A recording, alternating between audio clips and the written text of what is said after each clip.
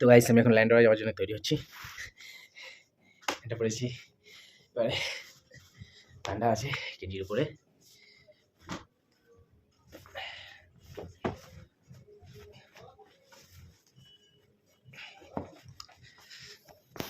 তারপরে আমি পাইপ এইটা রিং আর উপর থেকে নিয়ে নিচ্ছি এইটা, যেটা বললাম ঠান্ডা লাগবে না।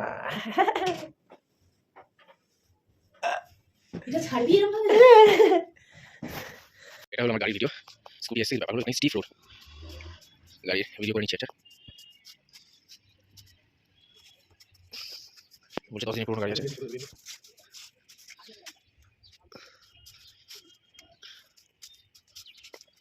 চলবে দিয়ে মাথা। Holy shit.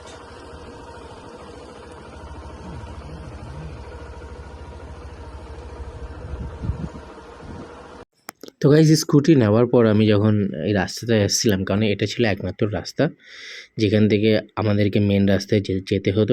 কেননা আমরা যেখানে ছিলাম সেটা হলো ম্যাল রোডের ভেতরে, আর ম্যাল রোডে যেটা আসল রাস্তা, যেটা বড় চওড়া রাস্তা, একটু স্টিফ সেটাও, কিন্তু সেখান থেকে এই গাড়ির নাম্বার প্লেটে মানে যদি ভাড়ার স্কুটি থাকে সেগুলোকে অ্যালাও না, সেখানে ভিতর থেকে সরু রাস্তা দিয়ে আমাদেরকে উঠতে হতো, নামতে হতো। প্রথমবারের জন্য আমি স্কুটি নিয়ে এরম ধরনের পাহাড়ি রাস্তায় গেছিলাম, আর সত্যি আমার ভয় লাগছিলো। প্রথমে তো দেখে আমার হাত ফাত কাঁপছিল, কিছু সময়ের জন্য মনে হচ্ছিল যে আমি যাই স্কুটিটা ফেরত দিয়ে দিই, গাড়ি করে যাই, 4 চাকা করে যাই।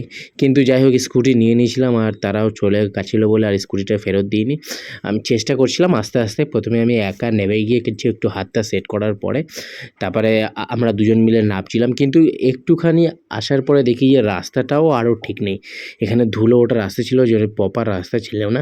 যাই হোক আস্তে আস্তে খুব রিস্কি, কারণ প্রথমবারের জন্য আমি খুব ভয় পেয়েও গেছিলাম।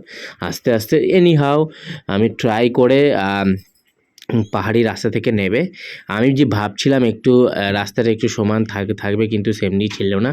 বাজারের ভেতর থেকে রাস্তা চলে গেছিলো, সরু সরু রাস্তা, কিন্তু সেগুলো স্টিফ রাস্তা ছিল।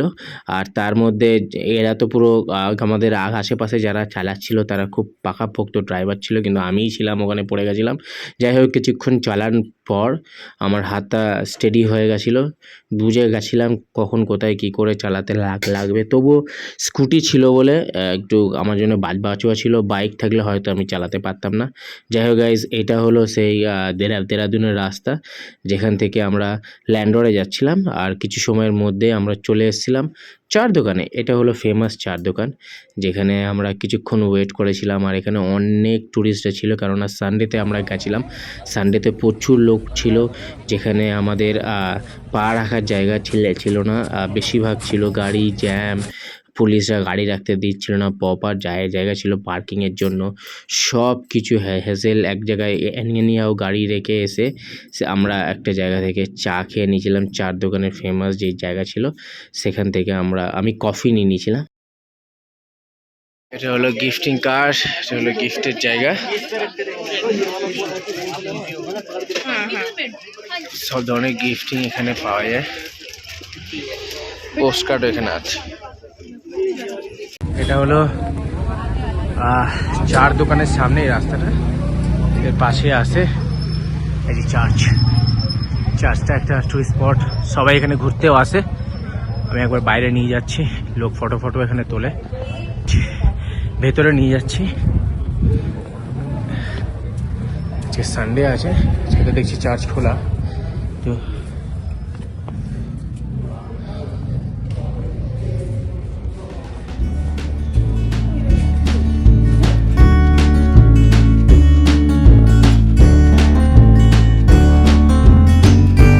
চার্চটার ভিতরে ছিলাম আর কথা বলছিলাম, বলছে 1840 সাল থেকে চার্চটা আছে, সিএনআই চার্চ সেন্ট পলস বলে, 1840 সালের থেকে চার্চটা আছে। আর এখানে সোলজাররা এসে বসতো, এখানে যে এটা আছে, যে বেঞ্চগুলো আছে, কোনো সোলজাররা গানস এইসব নিয়ে এসে বসতো আর ওয়ার্শিপ করতো। এটা হলো সেই জায়গা।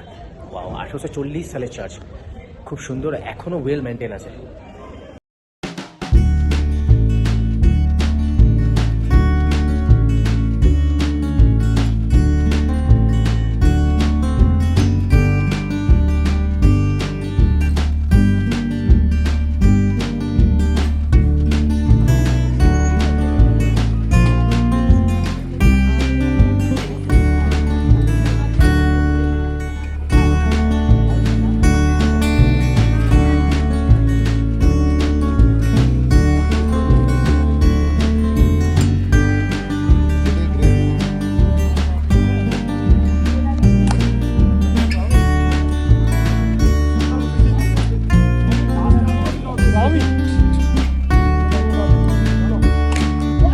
গাইস এখন ল্যান্ডর বেক হাউস যাওয়ার পথে। এখন আমরা এসেছি চার্চটার কাছে, পিছনে চার্চ আছে, আমি ঘুরিয়ে দেখাচ্ছি চার্চটা। এখানে বাঁদর ভর্তি, আমার হাতে একটা হেলমেট ছিল তো নেওয়ার জন্য এসেছিল, আর তখন এই যে দৌড়ে এসছে বাঁদরটাকে কামড়ানোর জন্য। যাই হোক, এইটা হলো চার্চটা আছে, আজকেও বন্ধ। আমি ভিডিওতে দেখেছি চার্চটা বন্ধ, আজকে সানডে, আজকেও চার্চটা বন্ধ। আজকে মারাত্মক ভিড় এখানে। তো এখান থেকে আসছে, আর এদিকে হলো বেক হাউস যাওয়ার রাস্তা, এই রাস্তাটা হলো বেক হাউস যাওয়ার রাস্তা। এইটা হলো আজকের এখানটা ভিউ, কিচ্ছু নেই, শুধু এই চার্চটার জন্যই। আর এখান থেকে আস্তে আস্তে যা পাইন গাছ forest, that's it.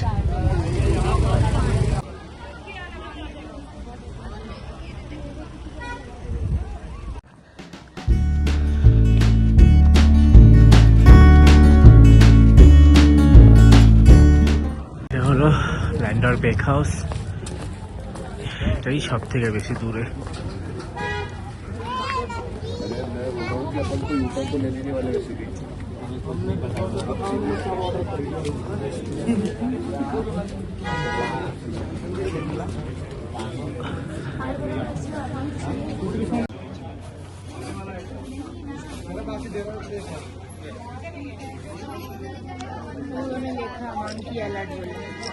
Monkeys are looking for a chance to steal your food. Please keep your food in your personal bag.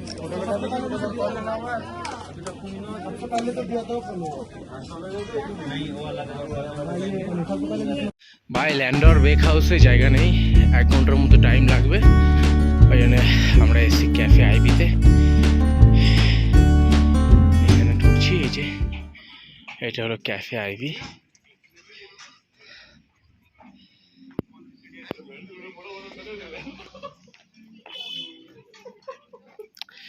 এটা হলো ক্যাফে আইবি।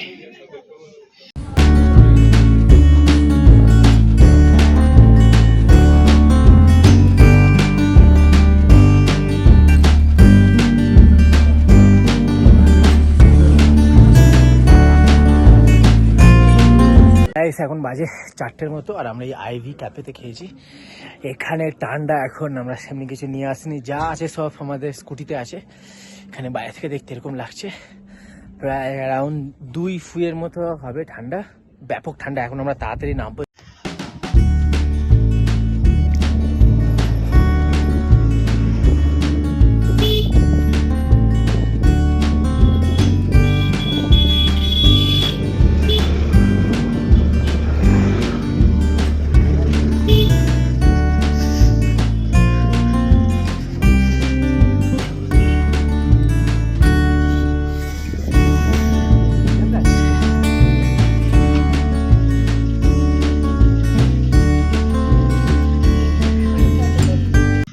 এটা হলো সেই জায়গা গাইজ, যখন আমরা ফেরত আসলাম তখন কি হয়েছে, যখন আমি উঠছি, রাস্তা তো সরু, রাস্তা তো ভাঙা, তার মধ্যে প্রত্যেক জায়গা থেকে জল পড়ছে। সো এটা একটা ওয়ান অফ দ্য ফ্রাস্ট্রেটিং জায়গা। তাই জন্য আমি ওখান থেকে আসার পরে স্কুটি যাওয়ার পর আমি ওখানে গিয়ে জিজ্ঞেস করলাম যে যেখান থেকে এই গাড়িগুলোকে পাস হতে দিচ্ছে না। আমি তখন এগিয়ে গেলাম, তখন এগিয়ে যেতে গিয়ে দেখলাম যে 4 রাস্তার মোড় থেকে কোনো সেম নাম্বার প্লেটের গাড়ি পার হতে দিচ্ছে না। সো তারপর কথা বলার পর জানতে পারলাম যে ওই নাম্বার প্লেটের গাড়ি এইখান থেকে কোনোদিন পাস হতে দেবে না, কারণ এখান থেকে গাড়ি ম্যালরোডে ওকে। তাই জন্য আমরা যদি গাড়ি নিতে চাই, এদিক থেকে এসে আমরা ওই দিকটা, এই যে সোজা দিকটায় যাব, ওঠার পরে ওখানে দেখো এরা এসছে, এদেরকে যেতে দেয়নি, বলছে যে আমরা সামনে যাব, তবুও যেতে দিচ্ছে না, তর্ক করছে, তারপরে গাড়ি ঘুরিয়ে দিচ্ছে। কারণ ম্যাল রোডের ভেতরে মোস্ট অফ দ্য প্রপার্টি আছে, কিন্তু ম্যাল রোডে ওই ধরনের গাড়ি, নাম্বার প্লেটের গাড়ি অ্যালাউ করে না, যেগুলো টুরিস্টরা এসে নেয়। তাই জন্য জিজ্ঞেস করলাম কী ব্যাপার, কী বৃত্তান্ত, वो अलाउ नहीं है। मैंने अगर वो छोड़ देंगे ना, हाँ, तो चलने के लिए जगह नहीं होगी लोगों के, इतनी है वो, और ये इतनी स्कूटी है, हाँ, इसलिए उन्हें हम अलाउ नहीं करते। ये माल रोड पैदल घूमने के लिए है। अच्छा, लेकिन जिन लोगों का होटल इस साइड में है, किसी का भी हो, नहीं जाए, मैंने रूल से, हाँ, वो तो माल रोड है ना ये, गाड़ी तो जा रही है, अभी नो एंट्री खोल रही है, लेकिन तो बंद रहती है। लेकिन তো গাইস এইটা ছিল কথা। সো যেটা খুব গুরুত্বপূর্ণ ইনফরমেশন, যদি আমরা গাড়ি নিই এখান থেকে সোজা উপরে গেলে ওখানে অনেক গাড়ি যায় পাওয়া, যেন আমরা ওখান থেকে নিতে পারি, কারণ আজ প্রথমবারের জন্য যারা ল্যান্ডরে যায় এই বিষয়টা জানেই না, সো যেন আমরা এটাকে মাথায় রাখি। যাই হোক, আমার ওখানে কথা বলার পর আমি গেছিলাম লাস্ট দিনে, আমরা গেছিলাম ম্যালরোডে ঘুরতে। আর সবথেকে বেস্ট লেগেছে এইটা, কিছু একটা বাটার দিয়ে কিছু একটা ছিল ব্রেডের, খুব ভালো খেয়েছি এই দোকান থেকে। খুব একটা দাম না, কত 100 সামথিং। একটু এখানে বাইরের জিনিসে বা ল্যান্ডরে খাবারের দাম আছে একটু হাই। তারপরে আমরা ডিনার করতে গেছিলাম এখানে। সো এখানে মোস্ট অফ দ্য ইটালিয়ান খাবার ছিল, খুব সুন্দর খাবার ছিল। আমরা শেষ দিনে এখানে খেয়েছিলাম, কারণ আমরা প্ল্যানিং করেছিলাম যে আমরা শেষ দিনে এই জায়গাটাই খাবো। সো আমরা এই জায়গাটাই খেয়েছিলাম। সো এই জায়গাটার ভেতরটা ছিল ঠিক এমনি রকম, কারণ খুব এখানে যেহেতু শীতের জায়গা, এখানে পিৎজাটাও খুব ভালো ছিল, আমি ট্রাই করেছিলাম। আর অ্যাম্বিয়েন্সটা ছিল ঠিক এমনি।